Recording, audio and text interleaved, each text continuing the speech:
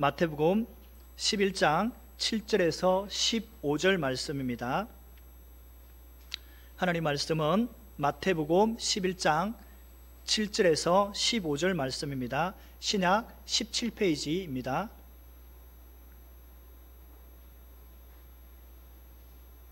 다 찾은 줄 알고 제가 봉독하겠습니다. 그들이 떠나며 예수께서 무리에게 요한에 대하여 말씀하시되 너희가 무엇을 보려고 광야에 나갔더냐? 바람에 흔들리는 갈대냐? 그러면 너희가 무엇을 보려고 나갔더냐? 부드러운 옷을 입은 사람이냐? 부드러운 옷을 입은 사람들은 왕궁에 있느니라. 그러면 너희가 어찌하여 나갔더냐? 선지자를 보기 위함이냐? 옳다. 내가 너희에게 이르노니 선지자보다 더 나은 자니라. 기록된 바 보라, 내가 내 사자를 내 앞에 보내노니 그가 내 길을 내 앞에 준비하리라 하신 것 같이 이 사람에 대한 말씀이니라. 내가 진실로 너희에게 이르노니 여자가 낳은 자 중에 세례 요한보다 큰 이가 일어남이 없도다. 그러나 천국에서는 극히 작은 자라도 그보다 크니라. 세례 요한의 때부터 지금까지 천국은 침노를 당하나니 침노하는 자는 빼앗느니라. 모든 선지자와 율법이 예언한 것은 요한까지니 만일 너희가 즐겨받을진대 오리라 한 엘리야가 곧 이 사람이니라. 귀 있는 자는 들을지니라. 아멘. 하나님의 은혜에 도전합시다. 아멘. 우리는 정보화 사회에 살고 있습니다. 특히 우리 한국은 IT 강국입니다. 그래서 세계적인 뉴스나 또 여러 가지 일어난 일들은 우리는 들을 수도 있고 또한 볼 수도 있습니다. 국내 이슈는 여러분도 잘 아시겠지만 새로운 대통령이 과연 우리나라를 잘 이끌어갈까, 이런 이슈가 있고요. 국제적으로는 러시아와 우크라이나의 전쟁이 또 3차 전쟁이 되지 않을까, 이런 이슈가 있습니다. 그 당시에도 이슈가 있었습니다. 그것은 세례 요한에 관한 것이었습니다. 세례 요한은 회개를 선포하며 세례를 베풀었습니다. 사람들이 그를 선지자로 생각하였고, 그런데 어느 날 갑자기 세례 요한이 감옥에 갇히게 되었습니다. 요한이 어떻게 될까? 과연 죽을까? 과연 살아서 나올까? 이것이 암암리의 이슈가 되었습니다. 왜냐하면 세례 요한이 전한 말씀을 듣고 회개하고 세례를 받은 그 사람들은, 많은 사람들은 그에게 대해서 궁금하였지만 함부로 얘기할 수도 없었습니다. 왜냐하면 헤롯 왕과 같이 연결되어 있기 때문에 함부로 이렇게 말할 수 없는 처지였습니다. 그때에 요한의 제자들이 예수님을 찾아왔을 때에 예수님은 세례 요한에 대해서 말씀하였습니다. 오늘 이 시간 예수님께서 전한 세례 요한에 대해서 깊이 알아가는 우리 성도님들이 되시기를 간절히 바랍니다. 요한의 시대가 저물어가고 이제 새로운 시대가 시작되고 있습니다. 요한이 감옥에 갇힌 자 중에서 증거한 예수님이 진정한 메시아이신지 확인하기 위해서 그 제자를 보냈습니다. 세례 요한이 감옥에 갇히게 된 것은 헤롯이 자기의 동생의 아내 헤로디아를 아내로 취한 것을 요한이 이것은 잘못된 것입니다, 이것은 올바르지 않습니다 라고 요한이 헤롯을 책망하였습니다. 그 행위에 악을 대해서 요한을 감옥에 가두었습니다. 그러니까 헤롯은 자기의 잘못을 숨기고 요한을 좀 더, 오늘날 말하면 없는 것을 뒤집어 씌워서 그것을 부각시켜서 요한을 감옥에 가두었다고 말하고 있는 것입니다. 요한의 제자들은 예수님을 만나서 오실 그이가 당신입니까? 라고 물어보았습니다. 예수님께서는 그들에게 너희가 본 것을 그대로 요한에게 전하라고 말하였습니다.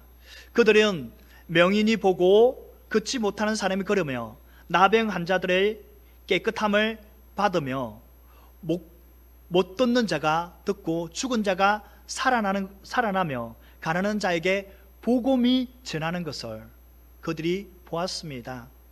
이것은 구약에서 예언된 메시아의 사역이었습니다. 예수님께서 요한의 제자들에게 암묵적으로 자신이 메시아라는 것을 말씀하고 있습니다. 드러내고 내가 메시아라고 말하는 것이 아니라 예수님께서 직접 가난한 자들에게 병자들을 고치며 그들에게 죽은 자를 살리며 그들에게 복음을 전하는 것이 메시아, 구약에서 이사야나 많은 선지자를 예언했기 때문에 이것을 봄으로 인해서 내가 메시아야 라고 말하고 있는 것입니다. 암묵적으로. 지금까지는 세례 요한이 예수님에 대해서 증거했지만 이제는 예수님이 세례 요한을 전하고 있습니다. 그래서 예수님께서 오늘 세 가지 질문을 하고 계시는데 그 첫 번째가 너희가 무엇을 보르고 광야에 나갔더냐? 바람에 흔들리는 갈대냐? 광야는 요단강 옆에 있으며 요단강에는 갈대가 있었습니다. 이곳은 세례 요한이 세례를 베풀었던 요단강 주변에 갈대는 길이가 길고 속은 빈풀이였기 때문에 바람에 흔들릴 수밖에 없었습니다. 여러분도 갈대 잘 아시죠? 갈대는 작은 바람만 불면은 이렇게 흔들리고 또 흔들립니다. 예수님께서는 이 갈대로 말씀하신 이유는 두 가지로 해석할 수 있습니다. 첫째, 세례 요한을 참수한 헤롯 안티파스는 주전 19년 티베리아스를 건설할 때에 그것을 기념하기 위해서 주와 돈을 만들었습니다. 그것에 갈대를 새겨내어서 흔들리는 갈대를 헤롯을 가리키는 것을 볼 수 있습니다. 예수님은 무리에게 갈대처럼 흔들리는 헤롯을 보러 너희가 나간 것이냐 아니면 꺾이지 않는 세례 요한을 보러 나간 것이냐고 물어보시고 있는 것입니다. 헤롯은 상황에 따라 줏대 없이 갈대처럼 흔들렸지만 반면 세례 요한은 요단강으로부터 몰려오는 예루살렘의 종교 지도자를 향해서 거침없이 독사의 자식들아 라고 외쳤던 것입니다. 그 어떤 억압에도 소신 있게 말하고 헤롯의 잘못까지도 담대하게 말할 수 있는 사람이라고 말하고 있는 것입니다. 둘째, 갈대는 요단강에서 흔히 볼 수 있는데 굳이 그것을 모르고 나갔냐고 물어보고 있는 것입니다. 그러니까 광야에 많은 사람들이 나간 것은 그들의 마음을 빼앗을 무엇이 있느냐라고 묻고 있는 것입니다. 오늘날 말하면은 저희가 어릴 때 서커스 이런 것을 많이 저희 고향에도 와서 막 한 일주일 15일 정도 있었습니다. 그런 것을 구경거리가 있어서 광야에 나갔냐 이렇게 물어보고 있는 것입니다. 사실 광야는 계시와 메시아의 구원, 이 모든 것이 선포된 장소입니다. 사람들이 계시와 하나님을 만나는 장소를 상징하는 광야에 나간 것은 선지자를 보기 위함입니다. 평범한 갈대를 보기 위함이 아니라는 거고 말하고 있는 것입니다. 그러면서 예수님께서 다시 질문을 하십니다. 그러면 너희가 무엇을 보러 나갔더냐? 부드러운 옷을 입은 사람이냐? 부드러운 옷을 입은 사람들은 왕궁에 있느니라. 부드러운 옷을 입은 사람들은 화려한 옷을 입고 왕궁에 사는 사람들을 말합니다. 부드러운 옷을 입은 사람들을 만나기 위해서 광야를 갔다면 그것은 잘못된 것입니다. 아주 좋은 옷, 아주 좋은 정말 비싼 옷을 입고 광야에 흙먼지가 날리는 그곳에 그 옷을 입고 갔다면 사람들은 당연히 잘못했다고 생각할 수밖에 없다는 것입니다. 예수님은 광야에 살던 세례 요한과 왕궁에 살던 헤롯과 비교를 하고 있는 것입니다.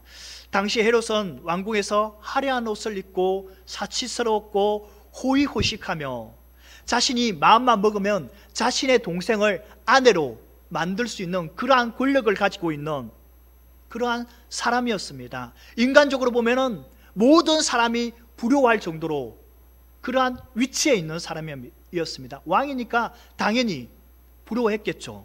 그러나 헤롯의 삶은 잘못된 삶이었습니다. 반대로 세례 요한은 구약 선지자 엘리야처럼 거친 낙타 가죽 옷을 입고 있었습니다.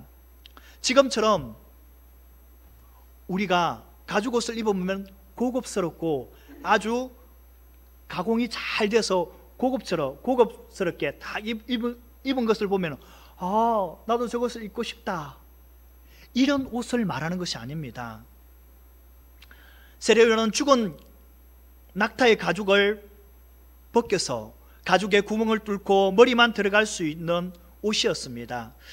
그것은 아마 낙타의 냄새, 또 거기에 묻은 모욕을 하지 않았기 때문에 얼마나 많은 냄새가 나겠습니까? 그런 옷을 입고 허리에 띠를 차고 광야에서 살았던 사람입니다. 그리고 그런 메뚜기와 석청을 먹고 누가 알아주지 않는 아주 가난하고 볼품이 없는 그러한, 인간적으로 보면 실패의 삶을 살고 있는 것입니다. 이러한 삶은 누가 강요한 것이 아니라 스스로의 이런 삶을 살고 있었다는 것입니다. 자신의 아버지 사가랴는 제사장이기 때문에 세례요한은 이러한 삶을 살 필요가 전혀 없습니다. 그럼에도 이러한 삶을 살았던 것은 그가 엘리야의 마음으로 하나님의 말씀을 전하고자 하였기 때문입니다. 세례요한은 세상과 타협하지 않고 헤롯의 잘못을 당당하게 말하였던 사람입니다. 이렇게 세상과 타협하지 않고 하나님께서 말씀하신 것을 선포할 때 헤롯마저 세례요한을 의인으로 보았습니다. 의인으로 인정하였다는 것입니다. 이러한 세례요한이 전한 것은 회개하라, 천국이 가까웠느니라 라고 전파하였습니다. 왕궁의 화려한 옷을 입고 있는 사람들은 부유함에도 여전히 권력에 대한 목마름, 또한 더 많은 물질을 가지기 위해서 그러한 목마름으로 만족하지 못하는 삶을 살고 있었지만, 세례요한은 낙타 가죽 옷을 입고 다른 사람이 천하게 보면 도대체 왜 저 사람은 저렇게 사는 거야, 저렇게 살지 않아도 되는데, 이렇게 말하는 그 사람은, 세례요한은 오직 하나님의 말씀 곧 메시아가 이 땅에 오실 것을 전하며 만족하는 삶을 살고 있었다는 것입니다. 예수님의 마지막 질문은, 그러면 너희가 어찌하여 나갔더냐? 선지자를 보기 위함이냐? 옳다, 내가 너에게 이르노니 선지자보다 더 나은 자니라. 예수님께서 무리를 향하여 너희가 광야를 간 이유는 선지자를 보기 위함이면 그것이 바른 판단이라고 말씀하고 있는 것입니다. 그것은 요한이 선지자이기 때문입니다. 이 당시 400년 동안 암흑기를 겪으면서 오랫동안 선지자가 끊어졌으나 성령님께서 세례 요한에게 임하였고, 요한은 종말의 선지자로 활동하였습니다. 백성들은 선지자를 기대했으나 지도자들은 선지자들 기대하지 않았습니다. 또한 세례 요한은 선지자이지만 다른 선지자보다 큰 이유는 구약에서 메시아가 오시기 전에 먼저 올 것을 예언되었으며 그의 출현으로 예언이 성취되어 다른 선지자들보다 차별이 있다고 말하고 있는 것입니다. 무엇보다도 다른 선지자들은 메시아를 예언하였으나 세례 요한 역시 메시아가 오실 것을 증언하고 그 오실 메시아가 동시에 살았으며, 또한 세례 요한은 그 메시아를 만났습니다. 이처럼 구원의 역사에서 중심적인 사건과 위치에 있는 것이 바로 세례 요한인 것입니다. 예수님께서 세례 요한을 아주 뛰어난 선지자일 뿐만 아니라 그 이상의 선지자라고 말씀하고 있습니다. 그는 확고하고 도덕적인 신념, 성실, 강한 의지, 진리와 의에 대한 두려움이 없는 열정적인 선지자입니다. 많은 무리는 바로 이러한 선지자를 보기 위해서 광야에 나갔던 것입니다. 사랑하는 성도 여러분, 예수님께서 세례 요한을 선지자보다 나은 사람이라고 전하고 있습니다. 예수님께서 이 시간 우리에게도 물어보실 것입니다. 너희가 무엇을 보려고 광야에 나갔더냐? 바람에 흔들리는 갈대를 보려고 나갔느냐? 그것도 아니면 부드러운 옷을 입은 사람을 만나기 위해서 광야에 나갔더냐? 이렇게 예수님의 질문처럼 우리에게 너희는 무엇을 모르고 이 시간에 예배의 자리에 나왔냐고 물으시면은 여러분은 무엇이라고 대답하시겠습니까? 우리가 광야에 나간 것은 선지자를 만나기 위함이었듯이 우리는 교회에 나온 것은 하나님께 영과 진리로 예배 가운데서 하나님의 말씀을 들을 때에 하나님을 만나기 위함이요 그 말씀대로 살기 위함이기 때문에 이 자리에 있는 것입니다. 그렇다면 유대인은 광야에서 선지자 요한을 만났는데 여러분은 오늘 하나님을 이 자리에서 만나셨습니까? 아니면 하나님을 만나지 못하고 그냥 돌아가시겠습니까?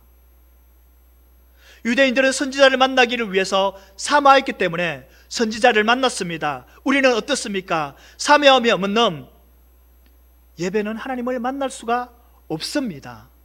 하나님을 만나지 원하지 않는데 하나님께서 어떻게 만나 주시겠습니까?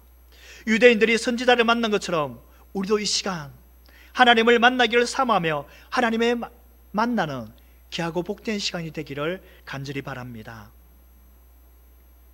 이제부터 본격적으로 예수님이 세례 요한에 대해서 전하시는데 기록된 바 보라 내가 내 사자를 내 앞에 보내니 그가 내 길을 내 앞에 준비하리라 하신 것 같이 이 사람에 대한 말씀이니라. 이 말씀은 말라기 3장 1절에 인용하고 있습니다.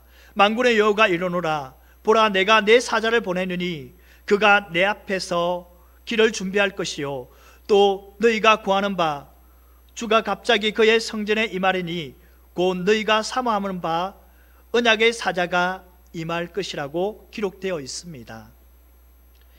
여기서 말라키 사자는 유아의 특별한 임무를 맡아 파송된 자를 말합니다. 사자는 하나님께서 직접 보냄을 받고 그는 예수 그리스도의 길을 예비하는 자, 즉 장차 메시아의 길을 준비하는 사명을 받은 자를 말하고 있는 것입니다. 사자는 지저분하고 더러운 모든 장애물을 제거하고 평탄하게 고르게 하는 사명을 받았습니다. 이것은 고대 왕이 오는 길을 신하들이 미리 그 길을 깨끗하게 고르고 준비하고 또 사자인 메시아인 예수 그리스도가 오시는 길을 준비하였고 사람들에게 메시아가 올 것을 알리는 마음의 준비를 하기 위한 하나님의 부르심을 받은 자가 사자라는 것입니다. 예수님께서 이 사자가 바로 세례 요한이라고 말씀하고 있습니다. 세례 요한은 신약과 말라기에서 예언한 그 예언을 이루는 것을 볼 수 있습니다. 세례 요한은 마태복음 3장 1절에 광야에서 회개하라 천국이 가까웠느니라 라고 전파하였습니다. 자신에게 오는 사람들에게 세례를 베풀었습니다. 세례 요한은 하나님께서 보내심을 받은 선지자답게 오실 메시아에 대해서 요한복음 1장 27절에 곧 내 뒤에 오시는 그이라 나는 그의 신발끈 풀기도 감당하지 못하겠노라 하더라고 말씀하였고 36절 예수께서 다니심을 보고 말하되 보라 하나님의 어린 양이로다. 세례 요한은 세상 죄를 지고 가는 하나님의 어린 양이신 예수님을 눈여겨보았습니다. 세례 요한은 이미 1장 29절에 세상 죄를 지고 가는 하나님의 어린 양이라고 사람들에게 선포하였습니다. 그런데 또다시 두 제자에게 보라 하나님의 어린 양이라고 말하고 있는 것입니다.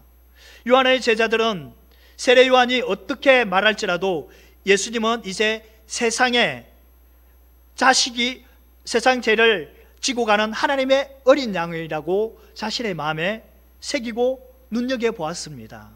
이렇게 세례 요한은 하나님께 부름받은 사명, 예수님께서 오시기 전에 그 길을 준비하는 사자로 부르심을 받았습니다. 이러한 세례 요한을 예수님이 전하며 내가 진실로 너희에게 말하노니 여자가 낳은 중에 세례 요한보다 큰 이가 일어남이 없도다. 그러나 천국에서 극히 작은 자라도 그보다 크니라. 예수님께서 세례 요한을 여자가 낳은 자 중에서 가장 위대한 자이며 하나님의 목적과 계획을 드러내는 역할에서 세례 요한보다 큰 자가 없다라고 말하고 있습니다. 그럼 왜 예수님이 세례 요한에게 이렇게 말씀하고 있습니까? 구약의 선지자들이 메시아 대신 예수님께서 오실 것을 예언하였지만 세례 요한처럼 예수님을 메시아가 직접 오심을 사모하며 그 길을 준비한 선지자가 없다는 것입니다. 그런 그에게 예수님은 세례 요한을 여자에게 태어난 자 중에서 가장 위대한 자라고 말씀하고 계신 것입니다. 그의 특별한 직분으로 위대한 것이 아니라 하나님께 부여받은 사명에 대한 진지한 자세와 예수 그리스도에 대한 헌신된 삶 자체가 더 중요하다고 평가되기 때문에 위대한 것입니다. 또 천국에서 가장 작은 자가 오히려 세례 요한보다 크다고 말하고 있습니다. 그는 약속과 기대의 새 시대가 성취의 새 시대를 잇는 다리의 역할을 하고 있습니다. 그는 옛 시대의 마지막 인물이며 새 시대의 시작하는 선지자입니다. 구원적인 관점에서 이제는 하늘나라가 도래하였고 하늘나라에 들어간 사람들이 복을 누리는 시대가 왔기 때문에 이 나라에서 구원의 혜택을 누리는 사람들이 요한보다 더 큰 사람이라는 것을 말하고 있는 것입니다. 이제 세례 요한은 자신이 받은 사명을 우리가 부여받아야 합니다. 그는 예수님의 오시는 길을 준비하기 위해 보내심을 받은 자이며 여자가 낳은 자 중에서 위대한 인물이라고 예수님이 전하고 있습니다. 세례 요한의 위대한 이유는 그가 예수님의 오실 길을 최선을 다하여 준비하였기에 위대한 선지자로 인정받았습니다. 세례 요한처럼 다시 오실 주님을 사모하며 각자에게 맡은 사명을 최선을 다해서 감당하여 하나님께 인정받는 성도인들이 되시기를 간절히 바랍니다. 예수님께서 인정한 세례 요한조차도 천국에서 작은 자로 여겨지는 천국은 과연 어떤 곳인지 예수님은 말씀하고 있습니다. 그것은 세례 요한 때부터 지금까지 천국은 침노를 당하나니 침노하는 자는 빼앗느니라. 세례 요한 때는 명백히 과거이며 지금은 천국에 의해서 개성되었을 뿐만 아니라 이미 세례 요한 때부터 지금까지 천국이 존재하고 있습니다. 세례 요한 때부터는 세례 요한이 하나님의 나라를 선포할 때부터라고 말하고 있는 것입니다. 세례 요한이 하나님의 나라를 도래를 선포하다가 감옥에 갇히게 된 사실을 말하고 있는 것입니다. 하나님의 나라는 그가 선포할 때부터 강력한 반발에 휩싸이고 있습니다. 이 때문에 예수님께서 제자들을 파송하시고 그들이 받을 고난을 대해서 미리 예고하고 계신 것입니다. 또한 침노하는 자는 힘차게 뻗어나가고 있다와 같은 강한 자를 말하는 것입니다. 세례 요한이 외친 이후로 천국은 그 자체의 영적인 힘을 발휘하고 있습니다. 이곳에 들어가려면 애쓰는 영적인 힘을 가진 열정적인 사람도 있습니다. 만일 성을 정복하기 위해서 전쟁을 하는데 군인이 집에 두고 온 재물 때문에 그 재물로 인해서 마음이 뺏겨 있다면, 또한 가족 생각에 빠져 있다면 그 성을 정복할 수가 없습니다. 군인은 정신적 무장이 되어 있지 않으면 결국 패배할 수밖에 없습니다. 천국도 마찬가지입니다. 그래서 예수님은 침노하는 자에게 천국이 허락된다라고 말씀하고 있는 것입니다. 천국은 강한 열정으로 힘쓰고 애쓰는 자만이 소유할 수 있다고 말하고 있는 것입니다. 천국을 소유하기 위해서 푯도를 향해서 그리스도 예수 안에서 하나님을 위해 그 부르심을 상을 얻기 위해 달려가노라고 바울이 고백한 것처럼 천국을 소유하는 천국의 주인이 되어야 된다는 것입니다. 예수님이 사역을 시작할 때부터 하늘나라가 힘차게 뻗어나가고 있다는 사실을 말하고 있는 것입니다. 모든 선지자와 율법은 그때까지 예언되었으며 그것은 이러한 새 시대를 예언하고 있는 것입니다. 이러한 예언이 성취된 새 시대부터 천국은 힘차게 뻗어나가고 있다는 것을 말씀하고 있는 것입니다. 천국에 대한 열망이 없다면 천국은 빼앗을 수가 없습니다. 천국을 사모하지 않는다면 소유할 수 없다고 말하고 있는 것입니다. 이렇게 천국을 소유한 사람들을 향하여 모든 선지자와 율법이 예언한 것이 요한까지니라고 말씀하고 있습니다. 율법이 예언하다는 구약 전체의 예언의 기능이 있으며 앞으로 이 말 그리스도에 관한 것임을 말하고 있는 것입니다. 요한의 때까지는 세례 요한은 구약에 포함시켜서 말라기 선지자 이후 400년을 암흑기 시대이지만 구약 시대가 아직까지 마감되지 않았음을 말하고 있는 것입니다. 요한의 선지자적 사역을 통해서 구약은 최종 마감되었으며 이제로부터 계시의 완성이신 그리스도로 인하여서 새 시대가 도래하게 될 것입니다. 따라서 세례 요한은 하늘나라가 시작되기에 앞서 하나님의 섭리의 가운데 구약의 마지막 선지자로 소개하고 있는 것입니다. 세례 요한은 자신이 외친 메시아가 이 땅에 오셨기 때문에 이제 그 시대가 끝나고 예수님의 새로운 시대가 도래하였다고 말씀하고 있는 것입니다. 한마디로 이제는 세례 요한의 시대가 끝나고 예수님의 시대가 시작되었다는 것입니다. 그래서 예수님은 만일 너희가 절개받을지언데 오리라고 한 엘리야가 곧 이 사람이니라고 말하고 있는 것입니다.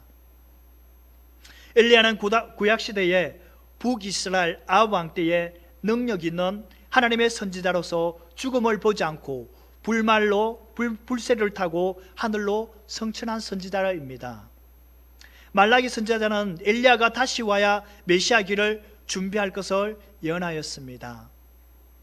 유대인들은 메시아가 오기 전에 반드시 엘리야가 올 것을 그들은 믿었습니다. 그들은 불말로 타고 하늘로 올라간 그 육신 그대로 엘리야가 올 것을 믿었습니다. 그래서 유대인들은 메시아기를 예비한 세례 요한에게 먼저 내가 엘리야냐고 물었고, 요한은 유대적 사고에서 벗어나지 못하였기 때문에 자신은 스스로 엘리야가 아니라고 부인하였습니다. 하지만 우리는 예수님의 말씀대로 요한의 엘리야임을 알 수 있습니다. 그는 분명 육신적으로는 엘리야의 모습은 아니었지만 엘리야의 심정과 그 능력으로 회개를 외치며 메시아기를 예비하는 하나님의 선지자였기 때문입니다. 그럼 왜 말라기 선지자는 많은 선지자 중에서 하필 엘리야가 다시 와야 된다고 예언하였습니까? 그것은 살아계신 만군의 여호와를 버려두고 바알과 아세라 신을 섬겼던 그 당시의 사람들을 보고 말하는 것입니다. 하나님을 섬기도록 부름받은 이스라엘 백성들이 우상을 섬기며 그것이 진정한 신으로, 그것이 진정한 하나님으로 착각하며 그것을 섬겼기 때문입니다. 이러한 문화는 알렉산더 대왕으로부터 출발한 헬레니즘 영향이 모든 문화를 통합하였고 여러 신들의 이름과 그들을 섬기는 신전들이 세워졌습니다. 그리고 로마는 황제의 숭배를 강요하였습니다. 물론 유일신을 섬겼던 유대인들에게는 그 영향이 상대적으로 적었지만 그래도 많은 사람들이 헬라식 이름을 사용하였기에 그 문화에 젖어 있었다는 것입니다. 윤리가 무너지고 도덕이 사라졌기 때문입니다. 이런 때 그들에게 그리스도의 길을 예비하고 회개를 촉구하는 종교개혁을 외치는 엘리야와 같은 사람이 필요하였기 때문에 엘리야가 먼저 와야 된다고 말하고 있는 것입니다. 그래서 세례 요한이 왔을 때에 엘리야처럼 회개를 촉구하고 회개의 세례를 베풀며 메시아기를 예비한 그런 말라기에서 예언한 엘리야가 바로 세례 요한인 것입니다. 세례 요한은 구약에 예언한 엘리야로서 자신의 무슨 사명을 위해 왔는지 잘 알고 그 자신의 사명을 감당하는 엘리야의 선지자였던 것입니다. 지금이 바로 엘리야가 필요한 시대입니다. 엘리야의 마음을 가지고 우상을 진정으로 하나님으로 알고 진정한 신으로 알고 있는 세상을 향해서 너희가 어느 때까지 둘 사이에 머뭇하려느냐, 유어가 만일 하나님이면 그를 따르고 바알이 만일 하나님이면 그를 따르니라고 선포해야 하는 그런 엘리야가 필요한 시대가 바로 지금 우리가 예배드리는 이 시대인 것입니다. 그래서 우상을 멸하고 하나님의 말씀으로 다시금 세워지는 교회와 성도들이 다시금 일어날 때가 바로 지금이며, 종교개혁이 일어날 때가 바로 지금인 것입니다. 우리는 엘리야의 마음으로 우리가 나아가서 정말 우상을 섬기는 그들에게 너희가 어느 때까지 머뭇거리려느냐 라고 외칠 수 있는 우리 성도님들이 되셔야 한다는 것입니다. 세례 요한이 엘리야 때와 동시대 되는 것은 메시아가 온다는 것과 밀접한 관계가 있습니다. 예수님께서 귀 있는 자들아 들으라. 여기서 듣다는 주의하여 듣고 깨달으라는 강한 의미입니다. 즉 예수님께서 앞에서 선언하는 말씀이 대단히 중요하고 분명한 것들이기 때문에 듣고 확신하기만 하면 된다는 의미입니다. 그 당시 유대인뿐만 아니라 오늘을 사는 현대인들조차 분명한 진리의 말씀을 듣고 믿으려 하지 않습니다. 오히려 사람들은 빛에 가까이 나가면 자신이 악한 행위가 드러날까 봐 길을 막고 거짓과 악을 아무렇지 않게 행하며 그들의 양심에 화인 맞은 사람들처럼 진리를 거부하고 자신의 마음대로 살아가고 있습니다. 오늘도 살아가는 우리에게 하나님의 말씀을 진리인 줄 알고 그 말에 귀를 기울이라는 것입니다. 예수 그리스도에게 귀를 기울이라고 말씀하고 있는 것입니다. 우리는 얼마나 하나님의 말씀을 귀를 기울이고 하나님의 말씀을 삼하고 있습니까? 이 시간 우리는 돌아봐야 됩니다. 이 마지막 시대를 살고 있으면서 우리의 양심이 화인 맞은 양심이 아닙니까? 우리가 예수님을 믿는 자답게 산다고 하면서 직장에 나가서나 또 어디에서나 그 밑에 후배들을 괴롭히며 또 억압하며 그러한 삶을 살고 있지 않는 우리의 모습이 아니란가 라고 말하고 있는 것입니다. 예수님께서 세례 요한을 엘리야와 같은 사명을 감당하는 선지자로 소개하고 있습니다. 이제 세례 요한의 시대는 저물어가고 새 시대가 도래하기 때문입니다. 예수님께서 세례 요한을 위대한 선지자로 인정한 것입니다. 우리 역시 우리에게 맡겨진 사명을 세례 요한처럼 힘을 다하여 감당하며 하나님을 깊이 만나 그 말씀대로 살아가는 성도님들이 되시기를 간절히 바랍니다. 말씀을 정리하겠습니다. 지금의 이슈는 대통령 당선인이 어떻게 나라를 이끌어갈지에 관심이 쏠리고 있습니다. 이 당시에 감옥에 있던 세례 요한에게도 관심이 쏠렸습니다. 당시 세례 요한은 어떻게 될지 알지 못하였기 때문에 함부로 말할 수 없는 상황이었습니다. 그런데 예수님께서는 세례 요한에 대해서 전하였습니다. 세례 요한은 메시아이기를 준비하는 사자로 보내심을 받고 예수님께서는 그 어떤 선지자보다 크다고 인정하셨고 여자가 낳은 자 중에 가장 큰 자로 구약에 예언된 엘리야라고 인정하고 그를 전하였습니다. 그는 하나님께로 부여받은 사명을 감당하기 위해서 인정받은 것처럼 우리도 세례 요한의 메시아기를 준비한 것처럼 다시 오실 메시아기를 준비하는 우리 모든 성도님들이 되시기를 간절히 축원합니다.